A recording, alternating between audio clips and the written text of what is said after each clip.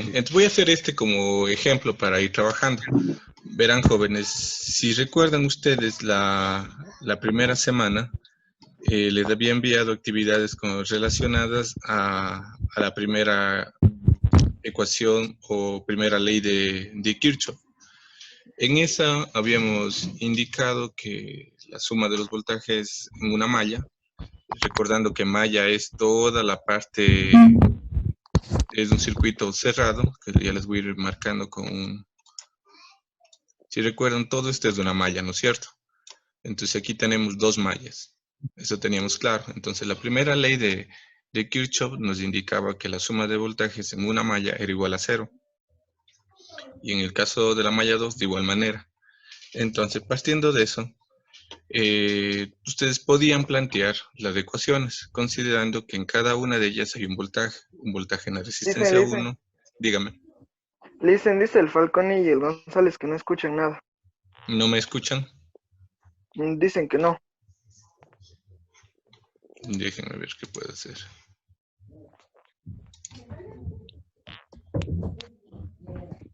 Profe, ¿es necesario activar la cámara?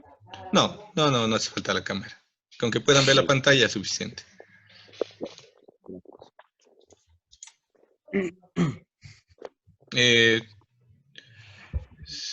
¿Quién más no me puede escuchar? Aquí solo está el Falcón y el González. Dicen que no pueden escuchar. No sé cómo ayudarles porque normalmente eso pasa cuando están con audífonos.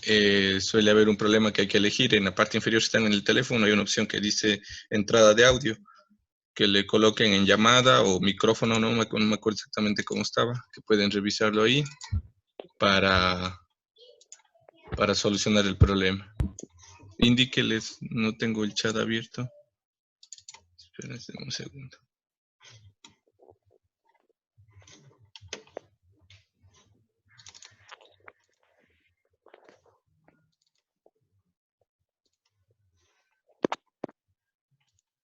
¿Lograron conectarse?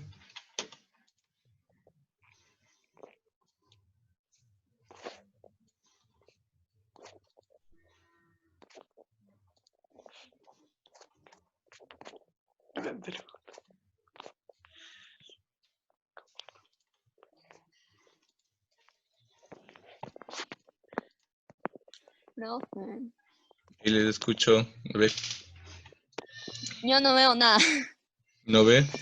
¿No hay pantalla? No, ¿No hay el no, ejercicio? no. ¿Sí pueden ver el resto del ejercicio? Sí, Lice. Sí.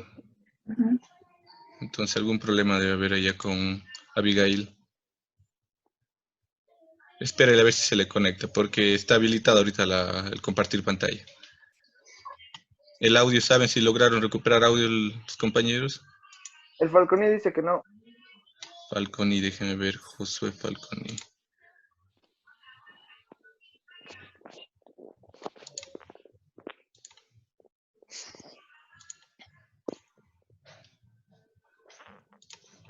Falconi.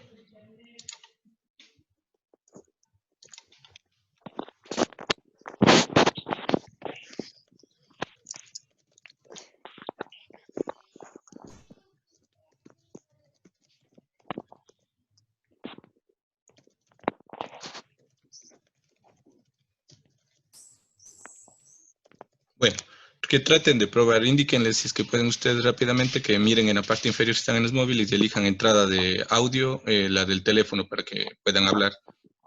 ¿Sí? Para que se nos está yendo mucho el tiempo. Bien, bueno jóvenes, entonces una vez planteado lo que eran las dos mallas, recordemos que las fuentes ya tenían polaridad, ¿verdad? Sabíamos que las fuentes en la parte inferior o la parte corta era el signo negativo y en la parte larga era el positivo. Entonces en este caso tenemos dos fuentes, tanto una fuente E1 y una fuente E2 y con tres resistencias. Una vez entendido el gráfico también teníamos en cuenta que aquí había un solo nodo principal y un nodo secundario. Pasando eso ya a aplicar las leyes de Kirchhoff, llegábamos a aplicar la primera. El método en la última clase que yo les había pasado, la teoría de la semana 3, indicaba un método general de solución, en el cual decía que primero había que colocar las corrientes de malla en nuestro diagrama y nosotros habíamos decidido en clases que lo íbamos a hacer de manera horaria, ¿verdad? Entonces teníamos estas dos corrientes de malla, ¿sí? ¿Se acuerdan que no le habíamos renombrado en clases porque ya no pudimos avanzar esta parte? Entonces yo les pongo el nombre de IA y de IB, corriente A y corriente B, corriente de la malla 1 y corriente de la malla 2. ¿Estamos de acuerdo todos hasta ahí? Es simplemente de manera arbitraria, no tiene... no es que la corriente esté en este sentido. Entonces, en este caso, nosotros, para evitar confusiones, vamos a trabajar siempre de manera horaria. ¿Sí?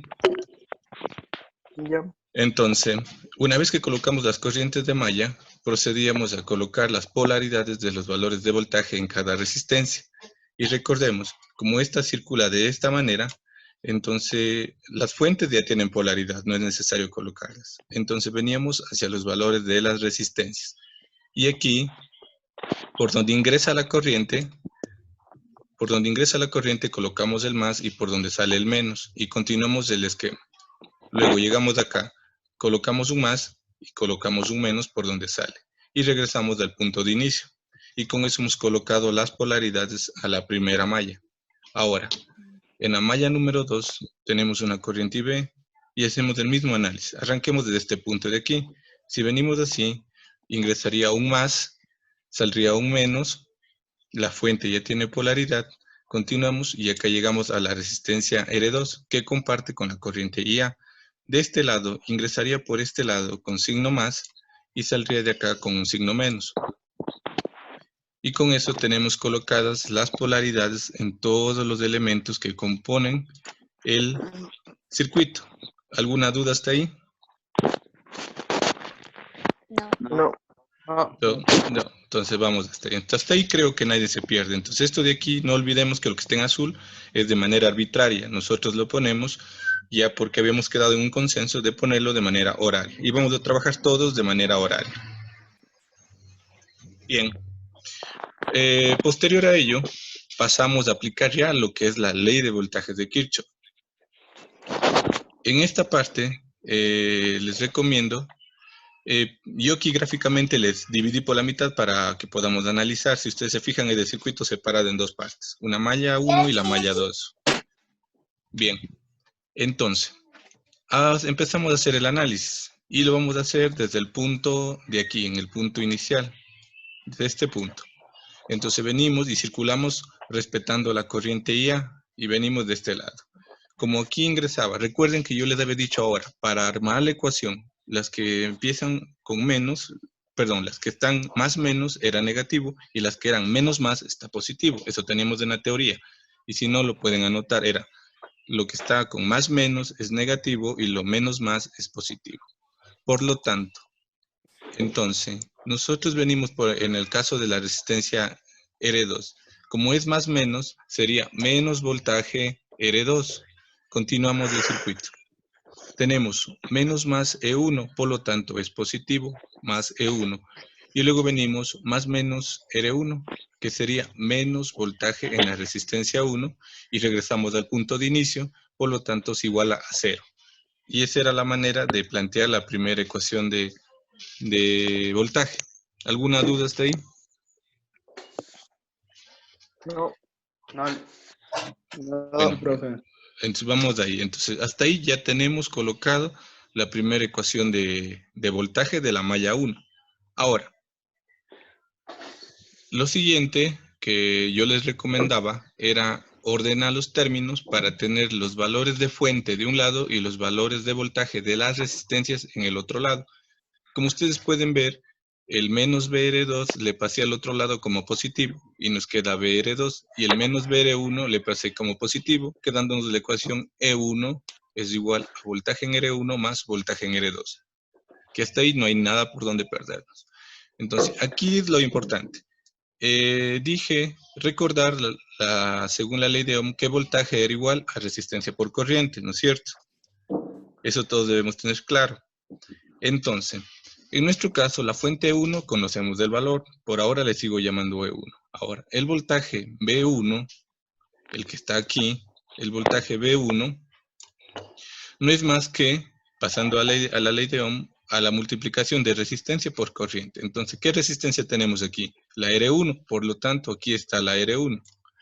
Luego, ¿qué corriente le atraviesa a la R1? Como estamos haciendo el análisis de la malla 1, la corriente IA es la que está atravesando a R1, entonces multiplicado por IA, ¿sí?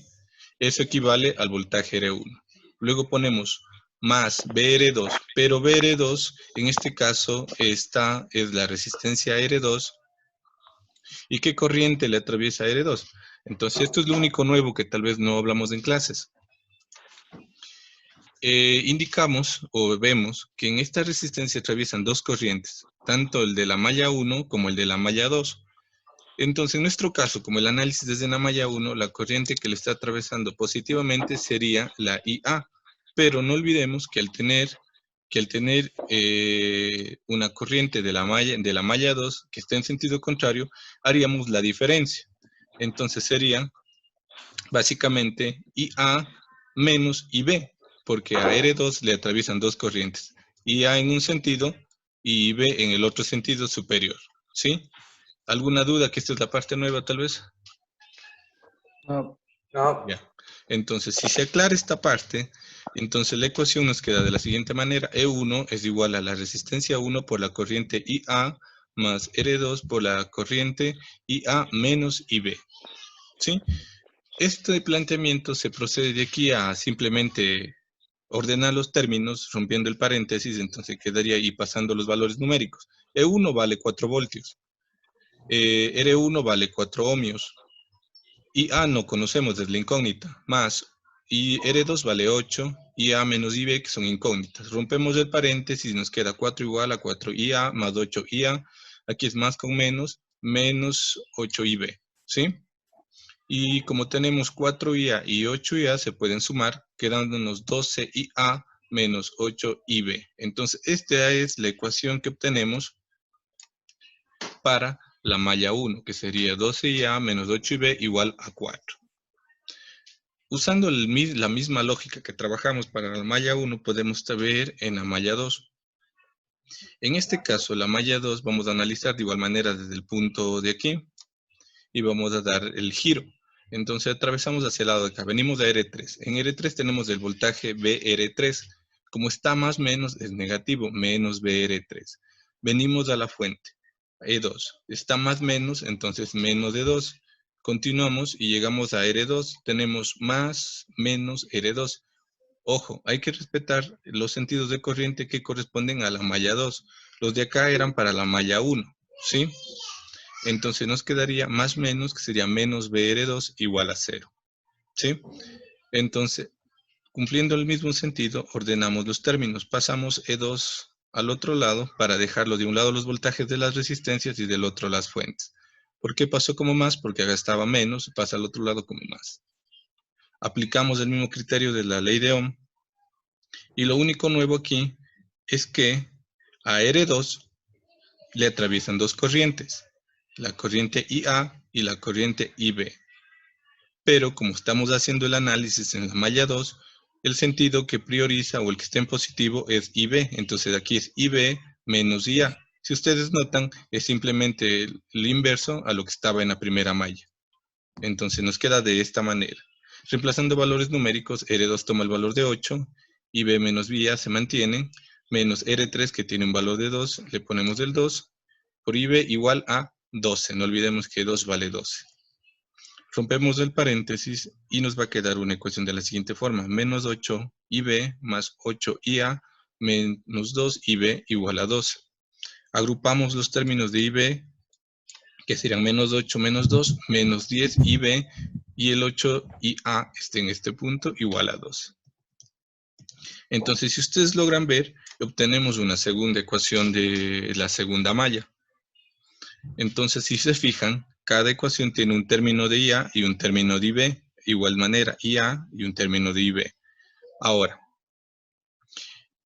aquí, chicos, viene la parte que creo que la mayoría se está confundiendo. Una vez que se tienen las dos ecuaciones, creo que esto lo hicimos hasta en clases, procedemos a aplicar la solución. ¿Qué tenemos que hacer? Tenemos que hallar cuánto vale IA y cuánto vale IB. No nos olvidemos que tienen que tener un valor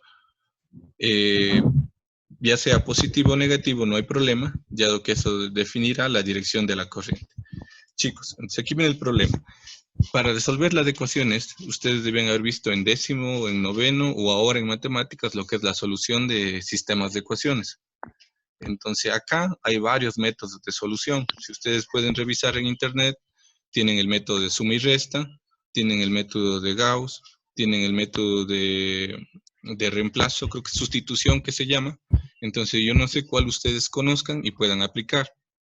Listo. Entonces creo que ahí la mayoría conocía el de suma y resta.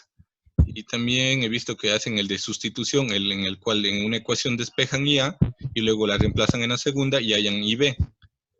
Entonces ahí les preguntaría a ustedes con qué método pueden resolver. Listo.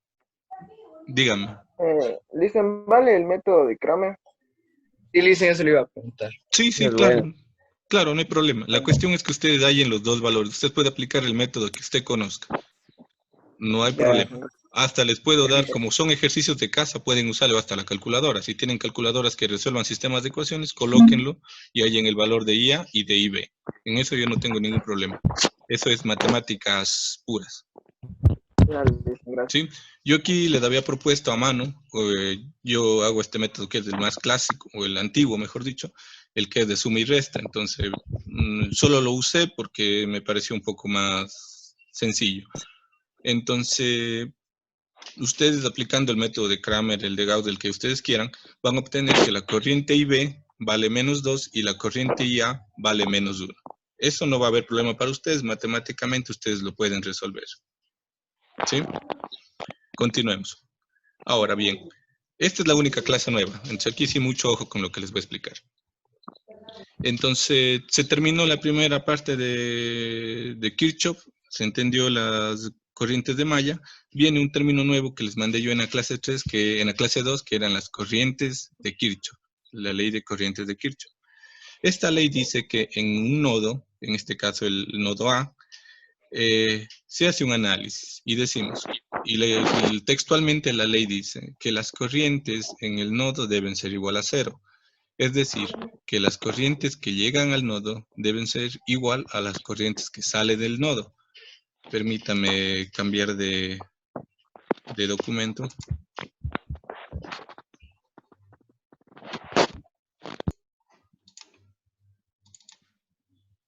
Tal vez se cambió de documento. Sí. Ya, entonces. Sí están viendo, ¿no es cierto? Sí. Bien.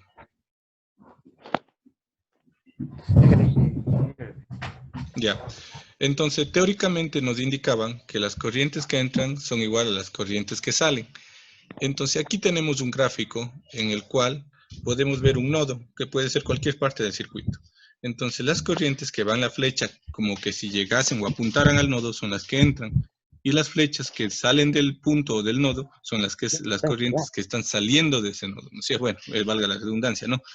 Entonces, la idea es que en este caso todas las que entran deben estar de un lado y las que salen del otro. En este caso, si se fijan, aquí tendríamos que 6 es la única que entra y la 2 y la 4 son las que salen. ¿Sí? Entonces tendrían que sumarse para que sean iguales y es obvio, ¿no? 6 amperios están entrando, 2 están saliendo y 4 están saliendo. Por lo tanto, los dos que salen se suman, serían 2 más 4, 6, que es igual a las que entran. ¿Sí? Es sencilla, esta casi no tiene mayor complejidad. Entonces, regresando acá, nosotros no olvidemos que en este circuito tenemos 3 ramas. Tenemos la rama 1, la rama 2 y la rama 3. ¿Sí? 3 ramas. Por lo tanto, hay 3 corrientes de rama. Entonces, yo les he nombrado aquí la corriente I1, la corriente I2 y la corriente I3. Tenemos 3 corrientes. Una vez que están planteadas las 3 corrientes, procedemos a... Bueno, aquí no sé si se dieron en cuenta que yo puse las corrientes arbitrariamente. Simplemente a mí se me ocurrió ponerla en esta hacia la derecha y esta hacia abajo. Ustedes pueden ponerle en el sentido que ustedes crean conveniente. ¿Por qué? Porque en base a los números nosotros vamos a definir en qué dirección es la correcta. Yo he colocado la corriente I1 y la corriente I3 hacia la derecha para que coincidan con la corriente IA y la corriente IB. Si ustedes se fijan, IA viene por aquí, perdón, IB viene por aquí y termina aquí y coincide con I3, ¿no es cierto? En el caso de la corriente IA y I1 viene por aquí y termina acá, entonces coinciden en ese segmento de circuito. Por lo tanto, IA y I1 son iguales, es lo que yo hago aquí gráficamente. Digo, IA es igual que I1 en esta parte, en la rama 1. Y IB es igual que I3, tienen la misma dirección y van por el ramal 3. ¿Sí? Pero ahora tenemos un detalle. I2, que yo he dibujado hacia abajo, por ella coinciden dos corrientes. Coincide la corriente IA y coincide la corriente IB. Entonces yo indico, digo, I2 va a ser igual, como está la flecha hacia abajo, coincide con la dirección de IA, por lo tanto es positiva, ¿no es cierto? Baja, entonces IA también está bajando, le pongo positivo. IB está en cambio subiendo, está yéndose en contra de I2, por lo tanto le pongo menos IB. Entonces decimos que I2 va a ser igual a IA menos IB. ¿Tal vez se entendió esa parte? Repito. Sí, por favor. Ya verán. Entonces, aquí simplemente hagamos lo siguiente. Denme un segundo que se acaba el tiempo, que esto no nos da mucho tiempo. Aquí lo que vamos a hacer es simple. Trazar tres corrientes en cada rama de manera arbitraria y veamos si coinciden con las corrientes de malla. En este caso, I1 coincidía con IA y I3 coincidía con IB, ¿sí? En dirección y por donde pasa. Y lo único nuevo aquí era que la I2 que nosotros arbitrariamente pusimos hacia abajo coincidía con IA, pero estaba en sentido contrario de IB.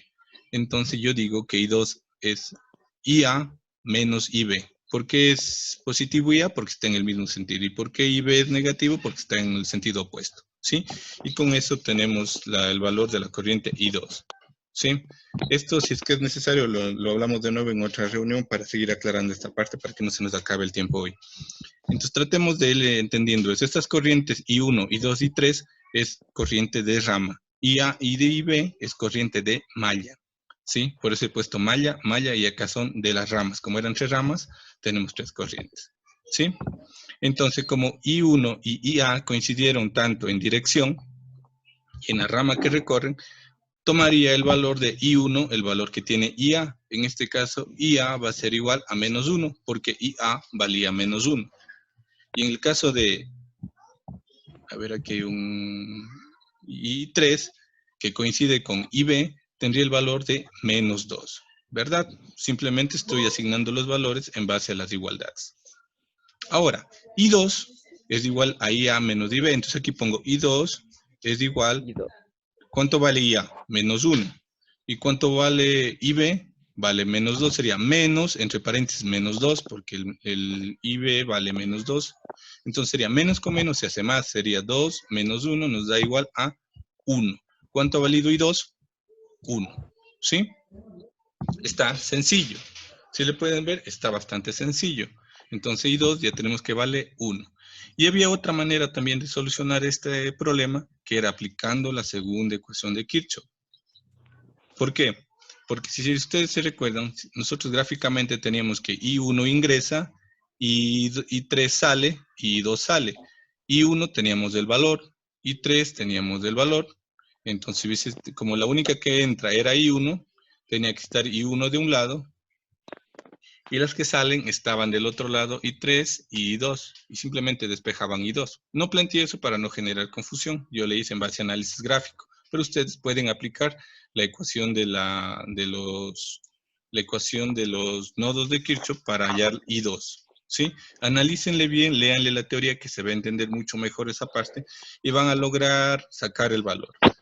Entonces, las respuestas que a nosotros nos interesan simplemente es I1, I3 y I2.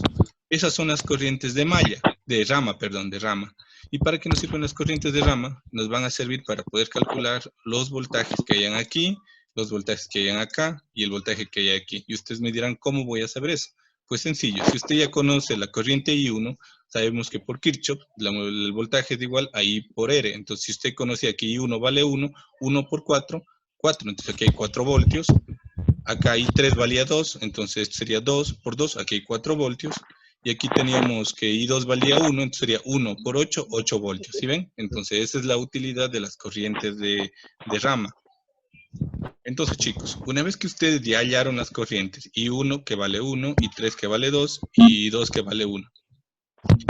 Lo único nuevo que estaba faltando, si el resultado que ustedes obtuvieron de estos cálculos les da un valor negativo, en el caso de I1 negativo, I3 negativo, significa que simplemente la flecha estaba dibujada en sentido contrario, porque no existe corrientes negativas. La corriente no es negativa. Usted en su toma corriente no tiene corriente negativa, ¿no es cierto? Simplemente en sentido contrario. Entonces, o mejor dicho, hablemos de las pilas. Cuando usted coge al revés, lo conecta al revés, entonces le va a dar como si fuera negativo, y en realidad simplemente está mal conectado. Entonces, gráficamente aquí, I1 vale 1 amperio, pero tiene que irse a la izquierda, en comparación del gráfico de arriba que estaba hacia la derecha, ¿sí? I2, que calculamos en el de arriba que era 1 positivo, quiere decir que estuvo bien la dirección hacia abajo. Y I3, que estaba como menos 2 en el gráfico anterior, hacia la izquierda, le dibujamos ahora hacia la derecha, perdón, estuvo hacia la derecha, ahora lo dibujamos hacia la izquierda con signo positivo. Y entonces hemos dibujado el gráfico final, que es con las corrientes en su sentido correcto, sería en este caso. Todas son positivas, pero con direcciones ya corregidas. Corregida la dirección de I1, corregida la dirección de I3, y I2 por ventaja le hemos colocado en la dirección correcta. ¿Sí? Eso es todo lo que había que hacer.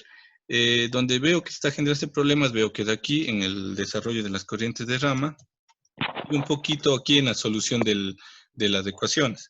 Entonces, como les explicaba, aquí apliquen el método que ustedes conozcan: Kramer, suma y resta, sustitución, Gauss, determinantes, el que ustedes conozcan, y apliquen. Y si tienen una calculadora, introduzcan una calculadora y obtengan los valores de IB y de IA. ¿Sí? Y acá simplemente un análisis breve de cómo están las corrientes, en qué sentido están y con cuáles coinciden. Aquí no se pierdan, chicos. IA y IB son corrientes que circulan toda la malla. La palabra clave aquí es la malla. Y las corrientes I1, I2 y I3 son corrientes de rama, solamente la rama. Y recordemos que malla es un circuito cerrado y rama, en cambio, es un segmento que tiene un punto de inicio, en este caso A, y un punto final, que acá debería estar escrito B. ¿Sí? Simplemente eso. Entonces, por lo tanto, como hay 3 ramas, 3 corrientes de rama, I1, I2, I3. Y como hay 2 mallas, la corriente IA y la corriente IB. Y simplemente se hace un proceso de gráfico, de análisis, y vemos que I3 coincidía con IB, I1 coincidía con IA, pero I2, en cambio, tenía que coinciden 2 corrientes, por lo tanto había que hacer un análisis en base a la dirección. Aquí es importantísimo las flechas. Ustedes pueden ponerle de manera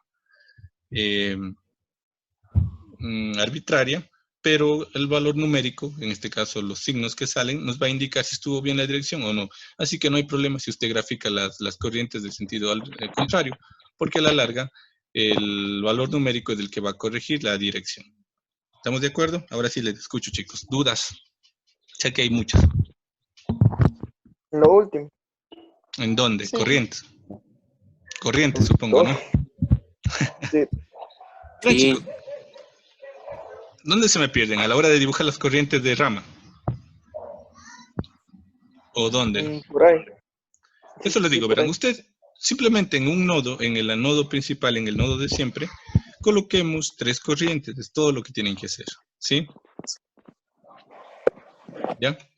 Como hay 3 ramas, 3 corrientes. Lean en el cuaderno lo que eran ramas y lo que eran mallas. Rama era un circuito, un segmento, y malla era todo un circuito cerrado, una trayectoria cerrada, ¿sí? Esto es una rama, perdón, una malla, y esto es una rama, solo de aquí a acá, ¿sí? No se cierra. Entonces, si ustedes se fijan, tenemos 3 ramas, 3 corrientes. Acá tenemos dos mallas, dos cerradas, entonces por eso IA y IB pertenecen a mallas, y 1, y 2 y 3 pertenecen a cada rama. ¿Sí? Solo quiero que se fijen en esto. Tómenle atención y traten de entender gráficamente lo que está ahí, esas tres que acabo de resaltar. Esa es la parte importante, ¿sí? Y en la teoría que les he enviado en las páginas anteriores, les he indicado, tratando de hacerlo con la mayor claridad posible, que ustedes puedan entender. Los ejercicios que están hechos a mano, en el caso del trabajo de la semana 3, les mandé dos problemas donde pueden revisarlo y están usados del mismo principio.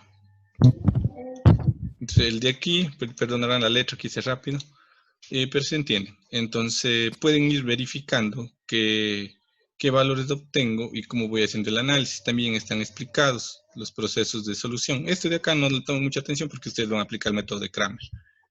Entonces, las direcciones simplemente, si ven acá también I1, I2 y 3, y les he puesto I1 y 3 en dirección de IA y IB, y solo I2 es la diferencia de, en este caso va a ser, miren, la flecha I2 está hacia arriba, por lo tanto sigue la dirección de IB.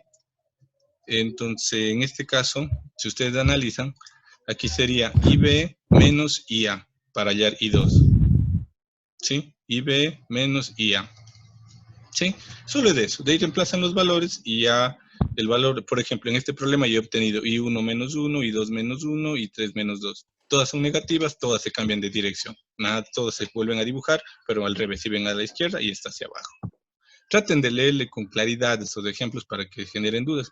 Y si quieren nos podemos reunir el próximo día viernes o sábado para ver cómo les ha ido y yo les espero los deberes, no hay problema. Ustedes me avisan. ¿Qué les parece? Oiga, profe. Dígame. Entonces, entonces los deberes de la primera, segunda y tercera y cuarta semana son para el jueves. Verán, la 1 y 2 no tienen nada que ver con esto, así que esas sí pueden enviarme. Tal vez les entendería de la 3 y 4, que esas pertenecen a esta parte que está complicada para ustedes. Lo que sí envíenme ya son de la 1 y 2. Esas son muy aparte, no se olviden que eso es de la primera ecuación y de la segunda ecuación. ¿Sí? Ya, listo. Y 3 y 4 trabajamos. Ya se acaba el minuto.